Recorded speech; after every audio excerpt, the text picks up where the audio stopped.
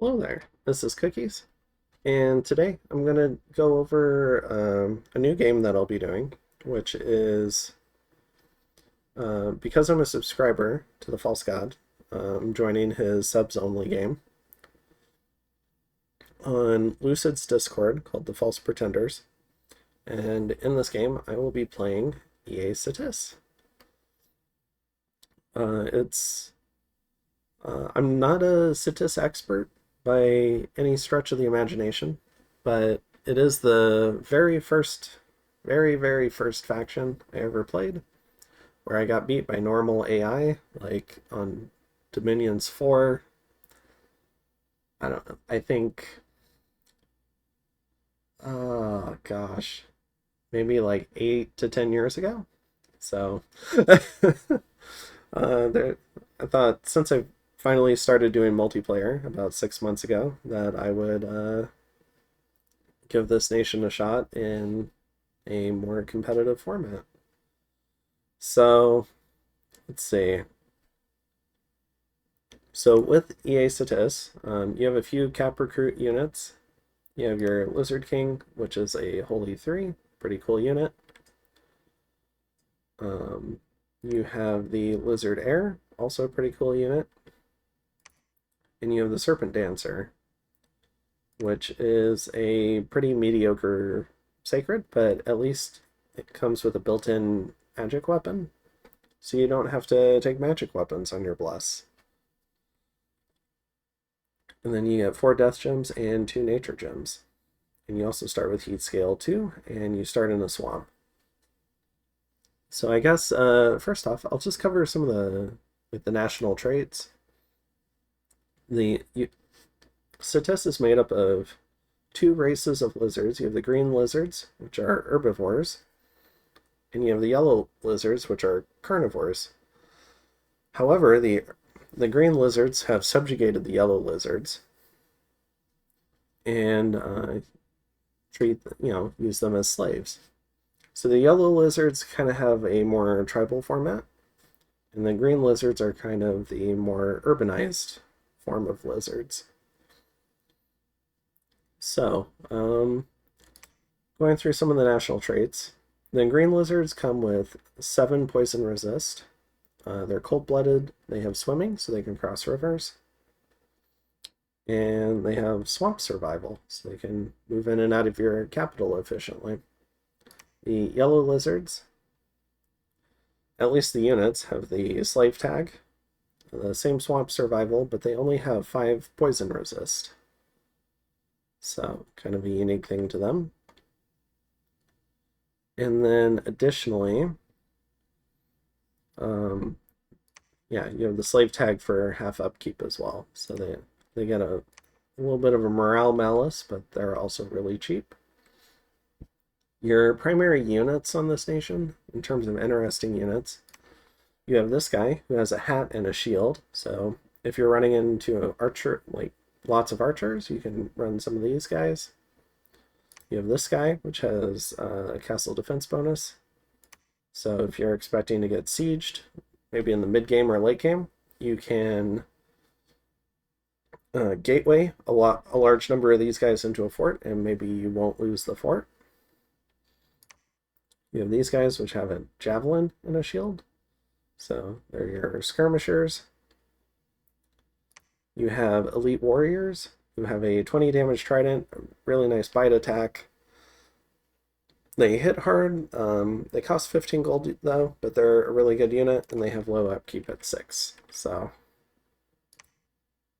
you have the Falchineer, who has armor and a hat, but no shield. But he does have 2 18 damage falchions. So maybe this guy might do better against certain types of units that the elite warrior can't handle. And maybe that involves maybe fighting elves. This could be a use case for these guys. They have the slightly lower attack, but their protection makes them potentially a little bit more survivable. But I don't know. I kind of like the 12 attack on these guys, and they're a lot cheaper. So I don't know. If you're expecting to get hit by a lot of arrows or slings, maybe these guys would do better. because these guys don't have a hat. Yeah, pretty mediocre sacred, but only costs 19 gold, gives you a magic weapon. So they're kind of nice to mix in. And then you have a chariot with 17 protection, unsurroundable, and so you can do some trampling, has a couple of nice attacks. But it is very resource intensive in terms of uses a lot of gold, a lot of recruitment points, and a lot of resources compared to your other troops. So every time you recruit one of these guys, you're giving up several other troops, which is unfortunate. For the commanders, you have a basic taskmaster, gives you +2. So he's good at leading the predator lizards. You have a basic commander, a formation commander, so +1 morale as well. You have a basic priest, very pretty cheap, yeah, pretty cheap. So can be nice for controlling Dominion. You have a high priest who can summon serpents. So you want at least one of these in every fort with a temple, so you can get your free spawn, sacred snakes. You have the shaman, who's a really nice nature 1, astral 1 mage. Is basically the same as the indie mage, except he costs less. Sorry. Has 14 MR. Can do communions, can do big astral, big nature buffs, which are really nice. And with those communions can help protect your own armies even further against foul vapors, or fatigue plays, or gifts from heaven. By doing Will of the Fates, you can do relief, you can do Serpent's Blessing. You can do a lot with these guys. They're really good mage. I like them. The Reborn, basic Death 2, can make skeletons and zombies. You have the Ceromancer, the workhorse of the nation. So Death 3 out of the box, so it can do all the death things. And Nature 1. I'm not sure if there's a lot in that cross path. I'm sure there's something. I think Lamia's come to mind. And the water randoms can do foul vapors with a thistle mace. The astral ones can do can add death to your communions. So you can do rigor mortis. You can do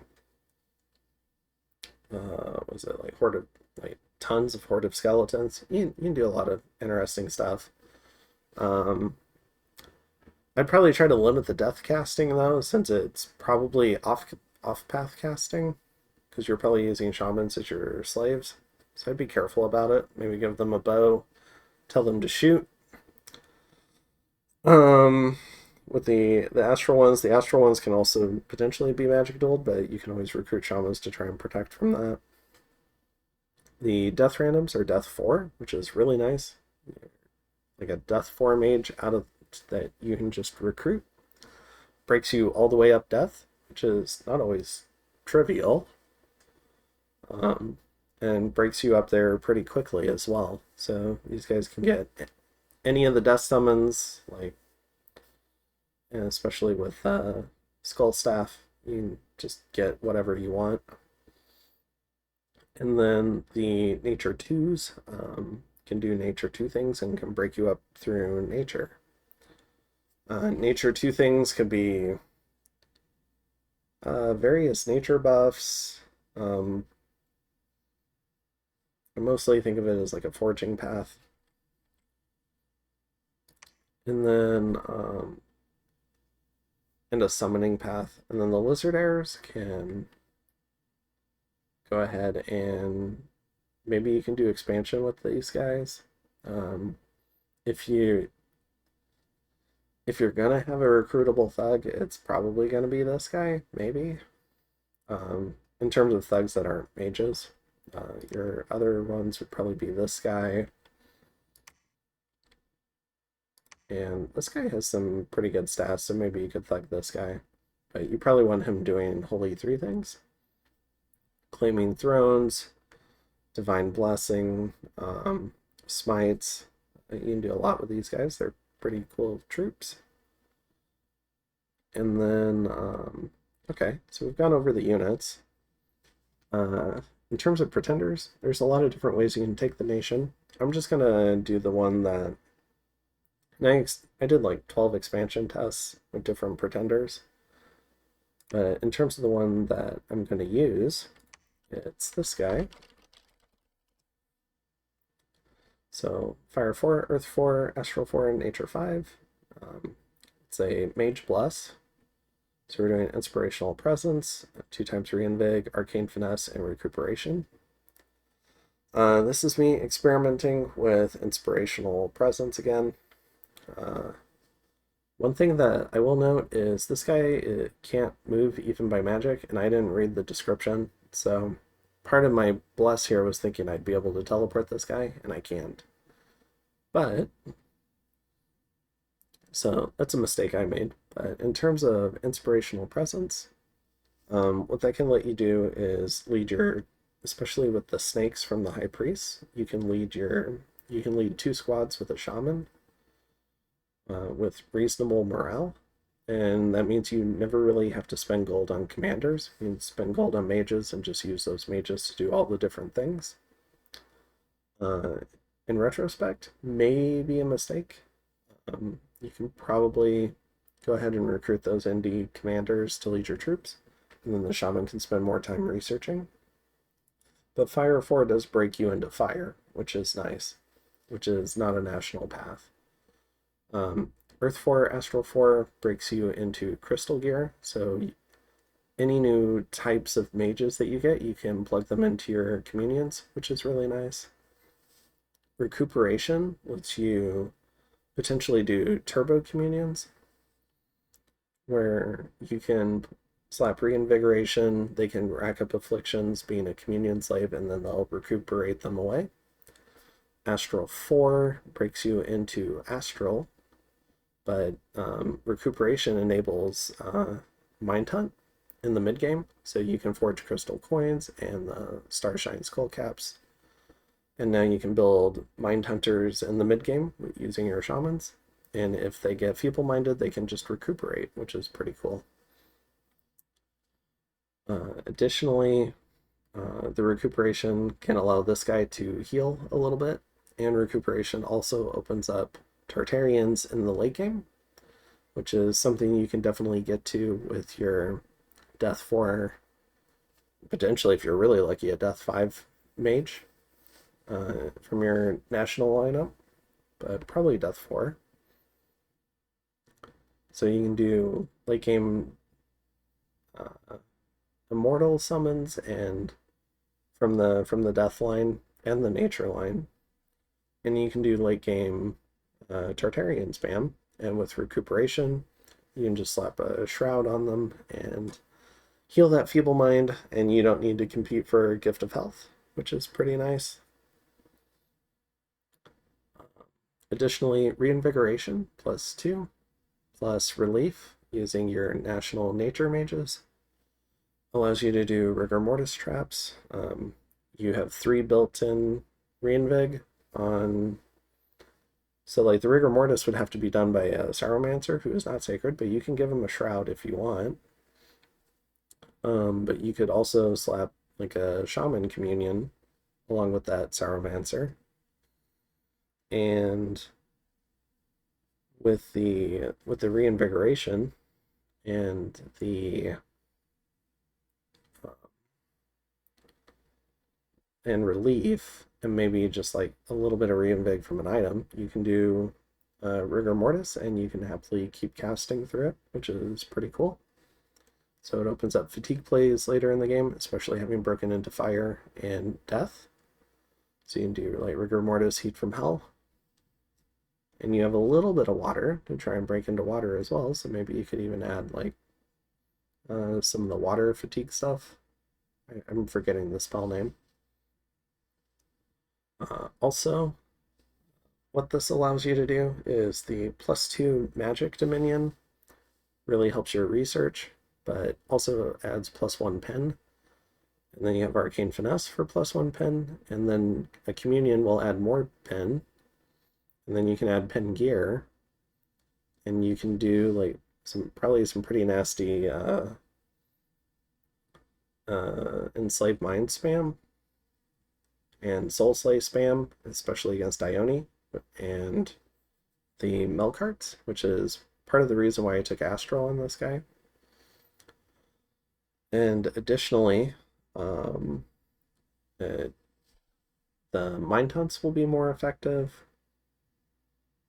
There's just a lot that you get from having all that extra pen bonus. So, was there anything else? I think that's it for the Pretender build.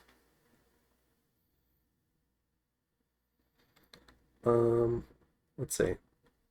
So next up, I guess we can take a look at some of the summons.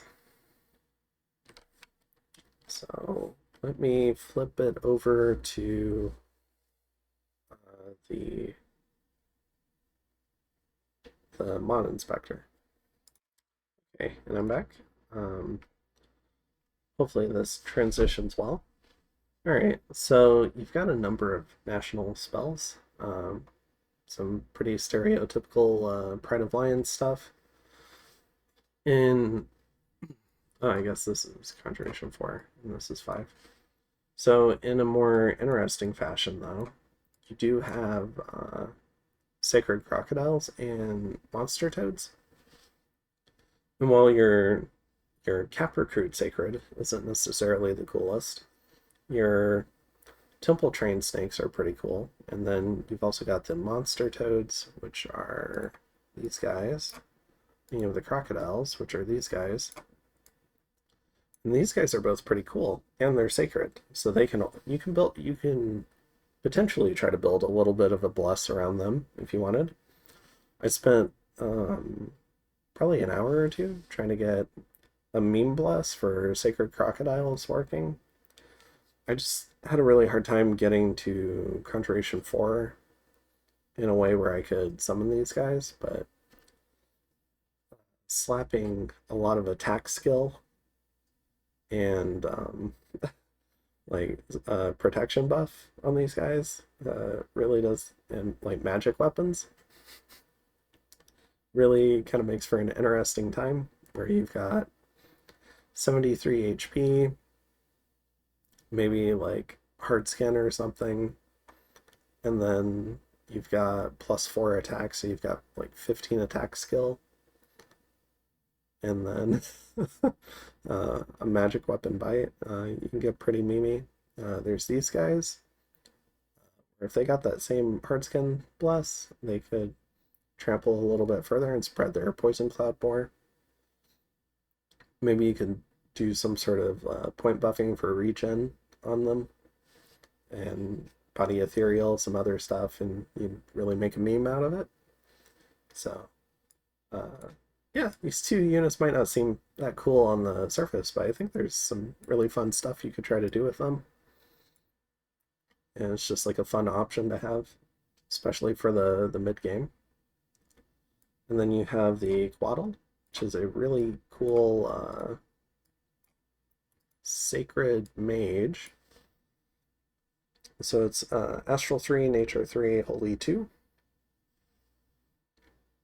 And it is, yeah, and it flies too, so you can get this guy wherever you need him. And he breaks you into like reasonably high astral and nature. It can cast a lot of cool spells. It is somewhat expensive at 40 nature, but 40 nature to get an astral, like a native astral 3 is pretty nice. And additionally, it comes with the nature 3. So potentially this guy could. So I think this guy at 20 hit points, I think this is your late game caster for astral and nature when you don't want to rely on a communion. And them being flying just makes that even better because you can get them to where you need them to be. So I really like this mage. And then you have this guy, who for some godforsaken reason is all the way down in Conjuration 8, and he's just not that good, which is unfortunate. Like he's a good troop, But he comes out at a point in the game where, like, the time of good troops has kind of passed, and now it's just mages painting buffs everywhere on average troops, and typically that's okay. And then he also costs 12 Earth Gems. So I don't know what he did to Illwinter to deserve his fate, but I'd probably never recruit one of these guys. You have, I guess, like a neat plague bow. Does that actually cast plague? I don't know. It might. That'd be cool if it did. And then a gaze of fear. I don't know. I think these guys are vastly overpriced and way too far down the research tree. All right. So I think that's the national spells. Your basic lion. Um, is it sacred? No. All right. So we'll jump back into the game. Okay, I'm back. So here's what my expansion testing looked like with Cetus. So it's turn 14. We got our pretender. We've got a number of shamans. In terms of research, we've got Thom 3. And we've got, what, 7 shamans. We've got a reasonable number of troops. Not very many, actually. I think a lot of them died, but some of them are over here. So we've got 60, and so about 110, 130, so maybe around 150 troops. And we've got this fort came from an event, so I tried not using it, because you can't rely on that in a game. But we did manage to get up 2 forts by turn 14. One's a fortress, the other one's on its way to becoming a fortress. And we have a lab, temple, and lab, and we've got 1,400 income. So this is how I was kind of judging the build in terms of provinces. It wasn't super high. It was 3, 6, 9, 12, 15, 18, 19. I think that was 19. 3, 6, 9, 12, 15. No, just 18. So yeah, not super great expansion, but with all the sacred mages we're recruiting, I don't think we need a ton of income right off the bat. And we have decent scales, so I'm hoping this will be okay. And we'll see how it works out in the game. I think the more traditional, or one of the other builds I was really considering was a research titan. So I guess I can quit out of this. So these are all the pretenders I looked at, but I looked at some research titans. So I think it was something like this.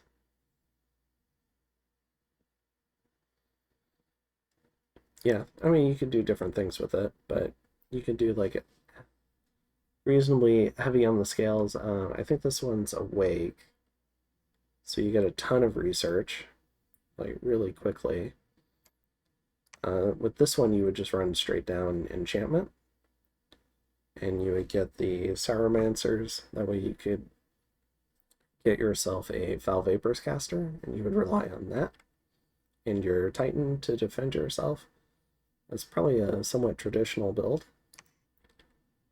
And then I think some of the other stuff I was looking at was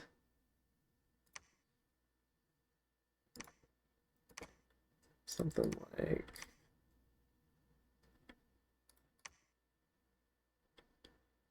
I'm not sure which one's the most efficient, but I think it was something like dormant. And then something similar to what I was doing.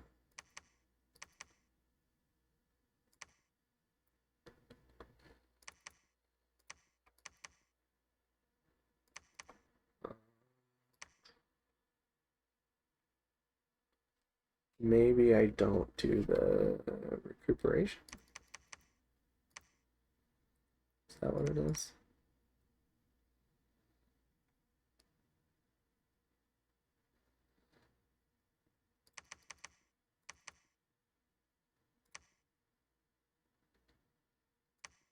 And Earth 2. Huh. Well, you can play with the amount, but like you see here, you get pretty good scales, and this opens up going for whoosh later in the game, and then your nation is naturally pretty good at running down death.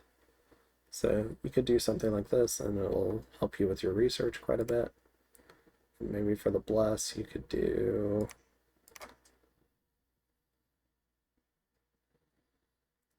I don't know, something like this. But yeah, I mean, you definitely play with it, try out different blesses, stuff like that. But I was also considering something like this. So, but yeah, I think that's it.